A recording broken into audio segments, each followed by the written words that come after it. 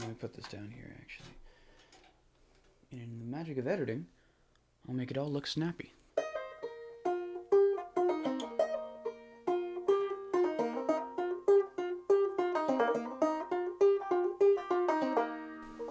Hello everybody, and hi. My name is Kieran, and this is a video for Kieran 5 years from now. I saw a video by Dodie when she did something similar. I only made it, I think, maybe a minute into the episode before I was super inspired to do it myself. So I don't know if this is at all formatted like hers. Maybe it's exactly like hers. Maybe I'm a copycat sellout ripoff. And that's okay, because that's who I am inside. I don't know what she did for her video, really. I just think that this is a cool idea, and I'd like to try it for myself. Pardon me while I sneeze.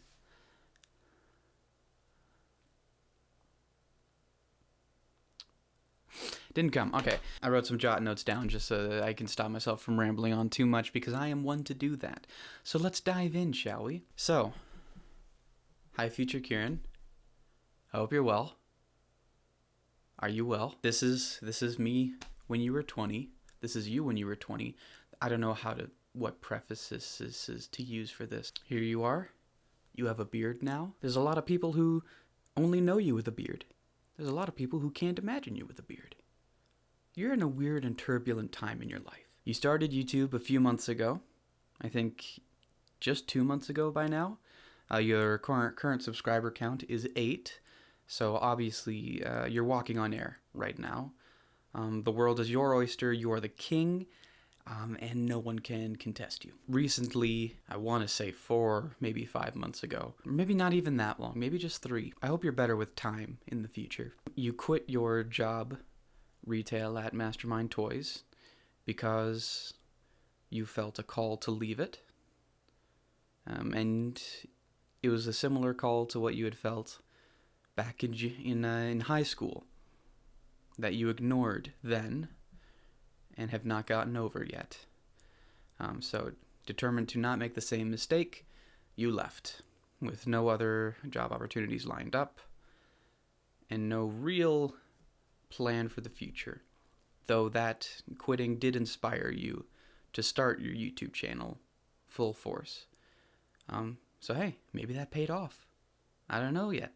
I'm a little baby you. Sincerely Stud Muffin came out last month, your first EP. It's been met with very positive reviews from friends and a couple of strangers even, which is wild. Yeah, people are enjoying it. And it's good because it was very important. You made it, that I made it, that we made it. I'm having an identity crisis. I'm just going to talk for myself, if that's okay with you, future me. It was very important to me that I made that EP because it was a very therapeutic experience to help me deal with a breakup that had long past happened and that I had still had a lot of strong feelings about and a lot of regret and guilt along with sadness, but also the understanding that it's for the best. You know what I'm talking about. You know what I'm talking about. You don't know what I'm talking about, but we know what I'm talking about. I don't know, I'll probably tell you eventually. I like when YouTubers are honest, very open with people, and that's what I want to be here. I want this to be a very safe place for people to come together and share their experiences without any judgment and just sort of love on each other, you know? This is what I would like for this to be. So yeah, you put out your first EP, your first big boy project. Nice. I hope you're still celebrating that, because that's awesome. Your first step is the most important one. Also, there's a pandemic happening, and the world is on lockdown. You are currently in quarantine, which admittedly, if you lived alone, you probably wouldn't have noticed. I hope this hasn't happened again when you do move out, because you are oblivious, my friend. I'm sorry. Maybe you're not anymore, but I am. I am very much so. So with that done, I have procured a list of 14 questions that I'm going to ask myself now, and then ask myself again 5 years in the future, and see what's changed. I've picked these specifically because I either want them to change, they're very likely to change.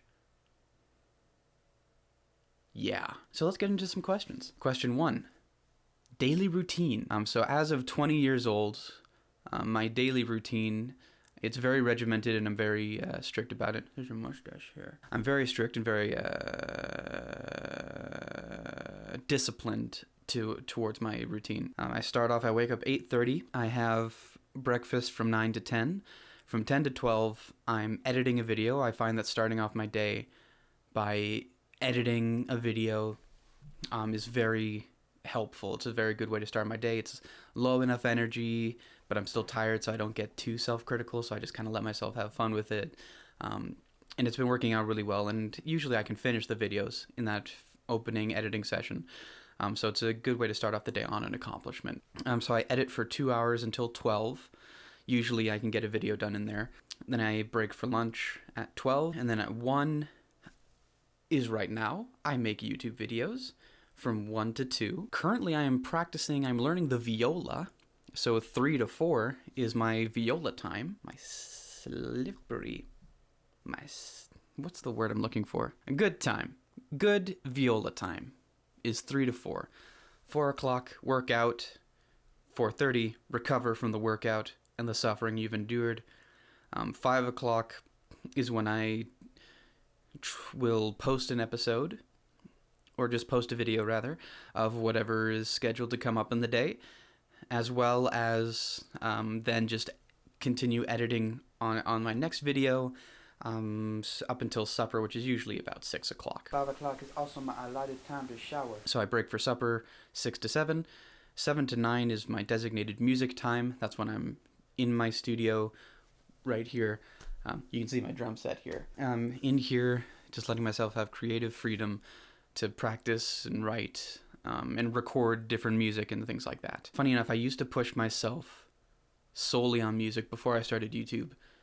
I would push myself to do at least 12 to 14 hours a day of music, and along with burnout, there was a decrease in the quality of my work. And I find actually that, at least for right now, this 2 hours a day is the perfect blend of pleasure and enjoyment and creativity in a day with maximum output. So I'm accomplishing more by doing less time. And I think part of it is because there's less time, so I know I have to really hunker down for those 2 hours and really dig into my work and let the creativity flow from my body. I do that until 9 to 10. I just chill, maybe have a bowl of cereal, little evening tea. It's always nice. And then 10 to 12, I will either do any leftover YouTube work if I have a video that's taking a little extra time to edit, or if I'm writing questions for a YouTube video. If there's no YouTube video stuff to do, then I just work on my writing. I'm bouncing between a few books, but there's one book that I think I want to get finished first. Just a little fiction book about a fictional feudal Japan. It's basically anime. And then by 12, I go to get ready for bed.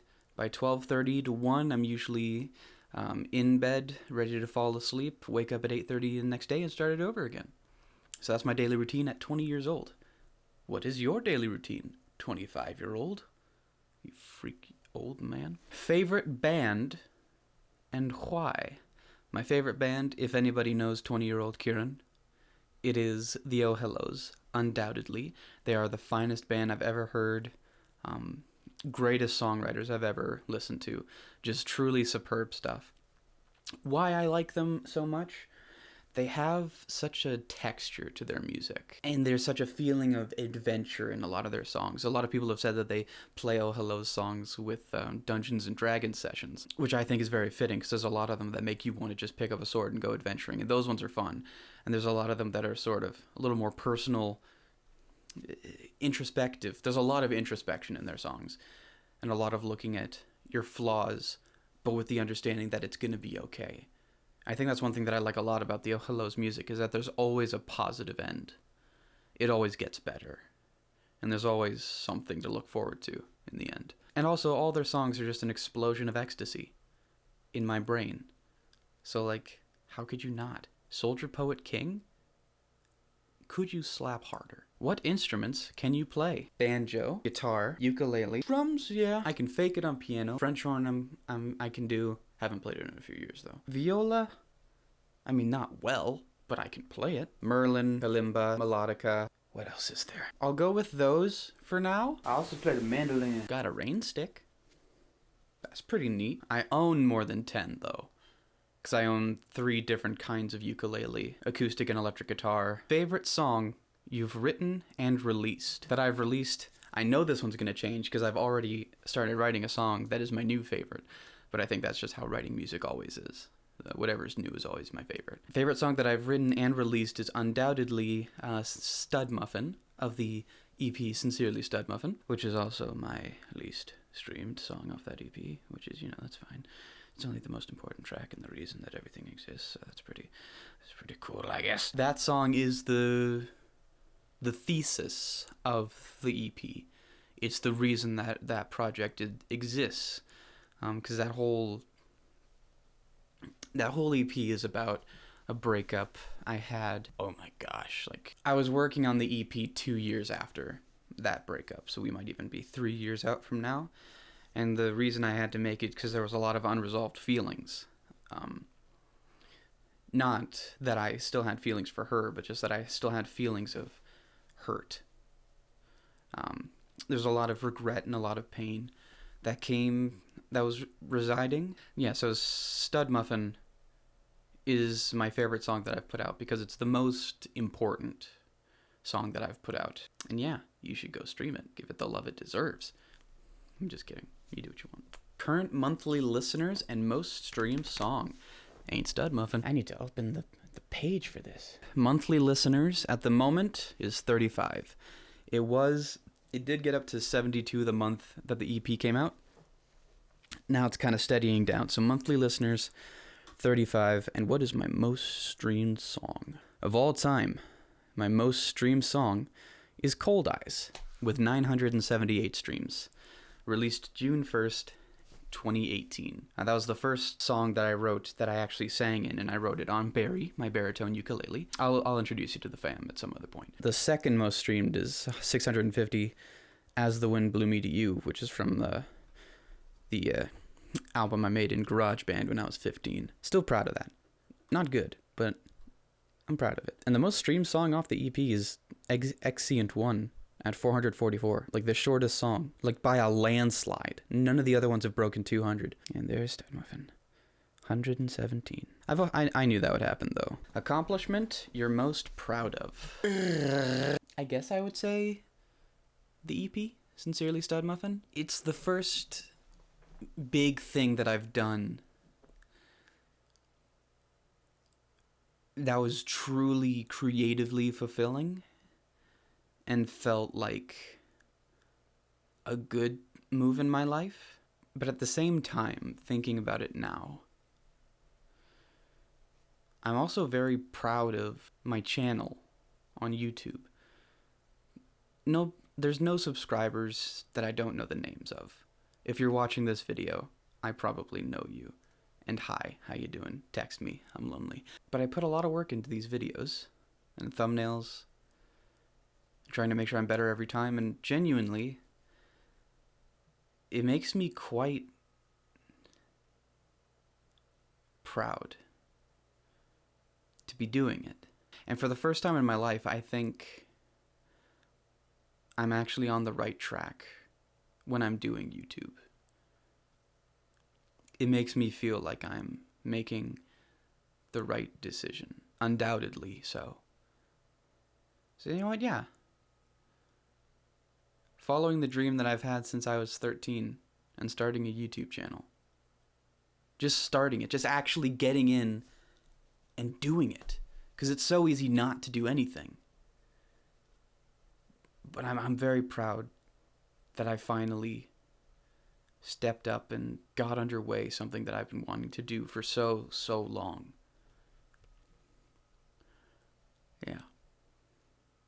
Yeah. I'm proud of this. Very proud of this. Where are you living now, compounded with where would you like to live? Currently, I live in my parents' house with both my sisters in cow country, Calgary, Alberta. I have lived here all my life. We moved once, and that was literally around the corner on our street. I've been here for all my life. And as to where would I like to live, I always imagined when I was a kid, just because the smaller you are, the smaller your world. I always imagined, I was born in Calgary, I'll grow up, I'll get a job in Calgary, get married in Calgary, and die in Calgary. That's what I always figured as a kid. And then growing up and realizing that, my parents lived in different provinces before they met each other. Their parents lived on either side of the coast from each other. Just realizing that people move around a lot. Where would I like to live? I wouldn't want to live in the city. I would want to live in a much smaller town, I think. I think I'm not made for big city life. I don't think I ever have been. But I feel like I would fit in a bit better in a small town. Or at least I would feel more welcomed in a place where everyone knows everyone, And not that this is an incredibly well, it is a small town, but it's also a touristy place. Banff. Or Banff. I would like to live, I think. Because I had an experience 2 years ago, maybe, or no, just last year. My family, we took our annual trip over to Banff. We were staying in a little ski lodge area. We don't ski, it was just a nice place. We were staying there, and I was up before everyone one morning, and the windows open. One whole wall was basically just a patio glass wall, essentially. So I was sitting down. It was very cozy and comfy. It's all rustic and wooden, and there's a stone fireplace and everything. It looks so cool. And I just start writing, and every few minutes I would just take a glance out at the forest and see the trees just very gently swaying. I get a little smell of pine and winter, and it was just such a peaceful experience. I think I would feel much more at peace in a place like that, just outside of the city. So yeah, where do I live? Big city. Where do I want to live? Not big city. Current plans for the near future. So for me right now, what I'm hoping to do is, I decided February 17th of 2019 that on February 27th of 2020, I would be moving out of my parents' house. So I'm taking this year to really focus on trying to make a living doing things that make me happy and creatively fulfilled and that I love to do. And I mean, YouTube, I'm really enjoying. It's a lot of work. Goodness, it's a lot of work to get it done, but it's so rewarding, and I really love doing it.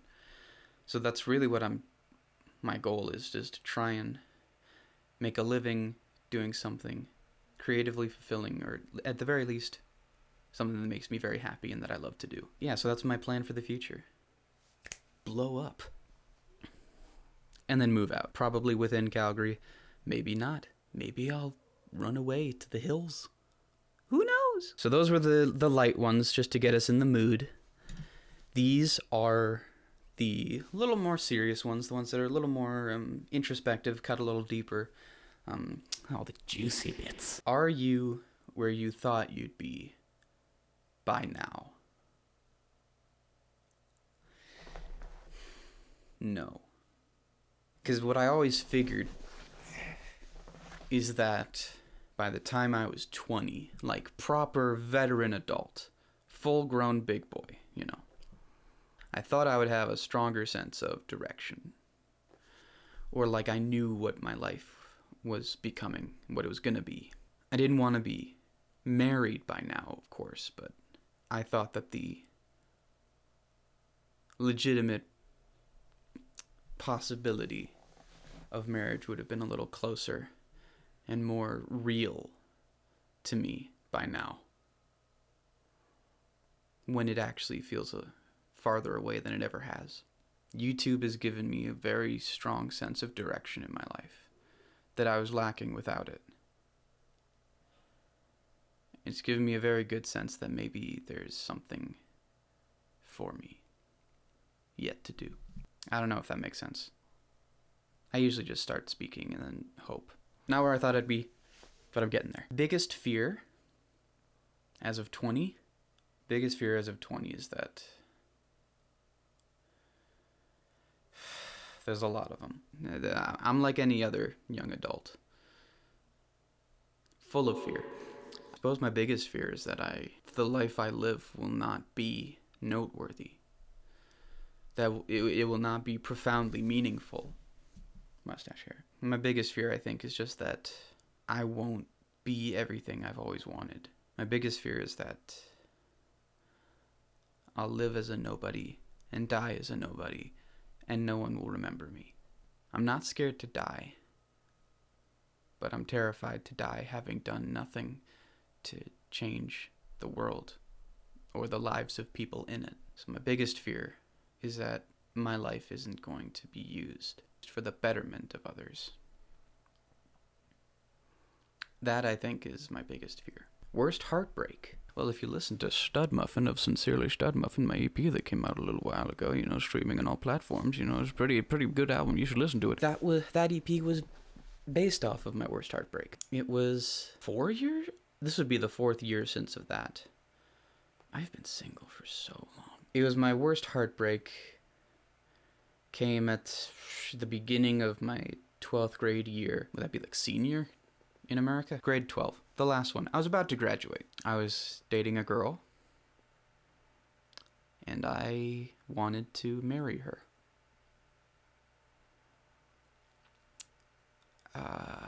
Towards the end, and I don't blame this on her. I don't blame her for this. I don't hold anything against her, because she made the right decision. She made a good call, a very mature decision. She needed to discover things about herself. She needed to figure out who she was, and she didn't want to have the nagging thought in her mind that, what would my boyfriend think if I did this? So she needed to be single for a while. And in discovering who she was, we both realized that she couldn't be the girl I loved anymore. And I didn't take it well. And that's what most of Stud Muffin is about. Stud Muffin, she bought me a keychain that said Stud Muffin on it, is where that comes from. I had a lot of regrets because I didn't take it well. I became very distraught emotionally and mentally. I made it harder for both of us because I was in so much pain. Not since I was a kid had I ever cried, nor cried myself to sleep, or cried as much as I did that week, specifically that day.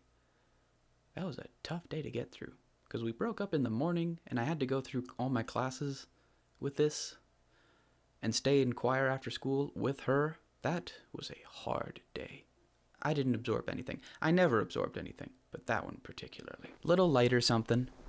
Fondest memory. My fondest memory is undoubtedly back when I was about 15, and it was me and my friend Simon, my best friend. I've known him since I was 3 months old. We were playing Minecraft together, playing some mini games on like Mineplex or something.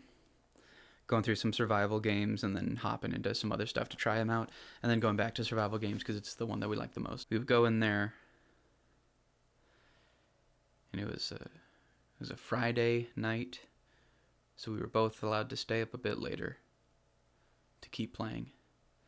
I had a window cracked open by the kitchen table, and there was a nice warm, summery, crisp air coming in. Just sitting, playing Minecraft with my best friend in the whole world. I've always looked back at that because that was one of the greatest nights of my life. Undoubtedly. Worst regret. Now this may be confusing to some people. This is something that I hope doesn't change, because I don't want to feel worse about a decision in the future. I'm fine if this is my worst regret for the rest of my life, because I don't want anything that feels worse than this. My worst regret is that I didn't drop out of high school, that I stayed in and that I graduated. I've regretted that since it happened. For 3 years in school, I knew I was making the wrong decision. And the reason that it hurts so much to think about, and the reason that I regret it so much, is that I knew what I needed. It wasn't that I never wanted to graduate. It's that I needed to take a breather. I needed a gap year somewhere along the line in there just to recuperate, because I was dealing with so much mental health and so many problems that I didn't know how to deal with, and with all that, with the added stress of school, it was unbearable. But I didn't do it because I was scared. I was scared of what my parents would say. I mean, that's all I was scared of, really. And I let that fear stop me from making the right decision, and the decision that I knew I needed to make, and that would have benefited me. I don't know. Maybe I'll look back and say I made the right decision, but for 2 years now, my high school diploma's been sitting on the wall in the basement. And I keep on wishing that I'd torn it up as soon as I got it. My graduation photo's on the fridge. I don't want it there anymore. Because it all hurts. Because it feels like my graduation was the biggest failure of my life thus far. Where I gave in to fear and pressure, and I didn't do what was right for me. That's why I quit my job. Because I knew that that's what I needed to do. And I wasn't willing to repeat the same mistake. And I'm never willing to repeat it again. One good thing came of that graduation. And it is the conviction within me that I'm never going to give in to other people's expectations, to my own expectations, whatever they may be. And everything that I'm going to do from now on in my life is solely to make me happy. And one thing that makes me happy is making other people happy. Selfish, I know. I'm not willing to live a life planned for me. My life is my own. And the first 20 years have been a bit wasted. I try to always look at what I can learn from my past. And there's plenty that I can learn from everything I've done. And it's working. Because I'm very wise. It's so modest. Worst regret is graduating high school. Because I didn't let myself make the right choice for me when I knew what that choice was. And I'm never going to make that mistake again. You better not have made that mistake. I'll find you. I am you. I know where you sleep. Last question. Would 8-year-old Kieran be proud of who you are and all you've accomplished? No. And yes. I am so much better. I'm in such a better place right now than I was when I was 8. I started off my life super low. So any way up is incredibly high from then. I'm not where 8-year-old Kieran said he was gonna be, but I am much closer to that than I was then. I'll explain this probably in another video, when I've got a larger audience and have more people to positively affect by talking about myself. No, I would say he's not proud. He wouldn't be proud, but he would understand. Because we got somewhere with it. Not where I wanted to be, where I told myself I would be, but I made it somewhere forward.